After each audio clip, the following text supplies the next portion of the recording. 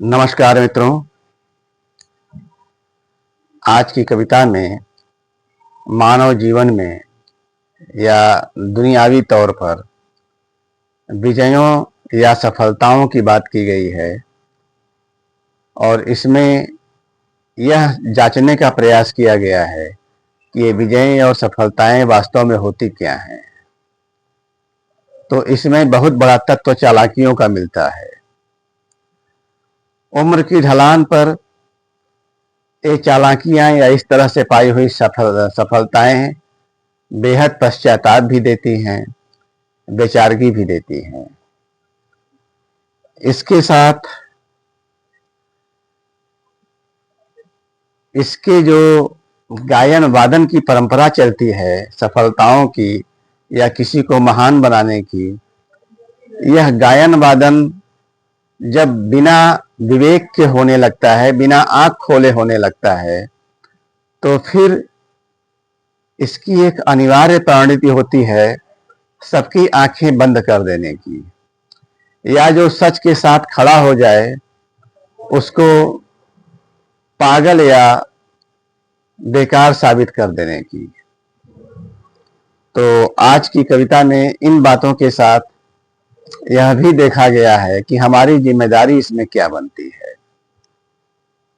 आइए इस छोटी सी कविता के रूबरू होते हैं और देखते हैं कि यह परिपाक कहां तक संभव हो पाया है। चालाकियां और विजयें। चालाकियां और विजयें अनिवार्यतः तो नहीं किंतु अमूमन साथ चलती हैं। चालाकियां और विजयें अनिवार्यतः तो नहीं किंतु अमूमन साथ चलती हैं। खैर जो भी हो मुरझाने लगती हैं, कभी कभी शर्माने भी लगती हैं।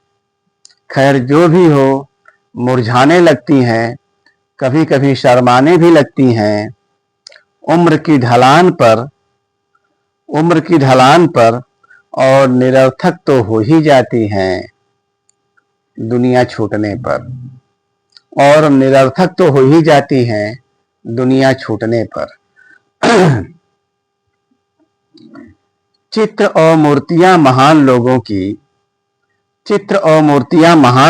की किसी मीमांसा को प्रतिबंधित कर देती। चित्र और मूर्तियां महान लोगों की किसी मीमांसा को प्रतिबंधित कर देती हैं। यूं चालाकियों और विजयों को आराम देती, शर्म और निरर्थकता के ताप को थाम लेती हैं। यूं चालाकियों और विजयों को आराम देती, शर्म और निरर्थकता के ताप को थाम लेती हैं। शर्म और निरर्थकता के ताप को थाम लेती हैं। कर्तव्य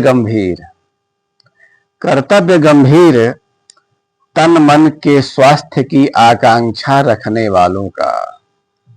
कर्तव्य गंभीर तन मन के स्वास्थ्य की आकांक्षा रखने वालों का। फिर मीमांसा जरूरी चालाकियों और विजयों के हासिलों की। फिर मीमांसा जरूरी चालाकियों और विजयों के हासिलों की। क्योंकि दूषित समीकरणों से उपजे ग्रंथ और गान क्योंकि दूषित समीकरणों से उपजे ग्रंथ और गान स्मारकों संस्थानों उत्सवों के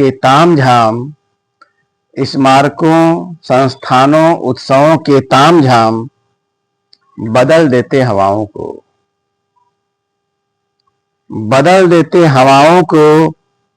रुग्ण कर देते चेतना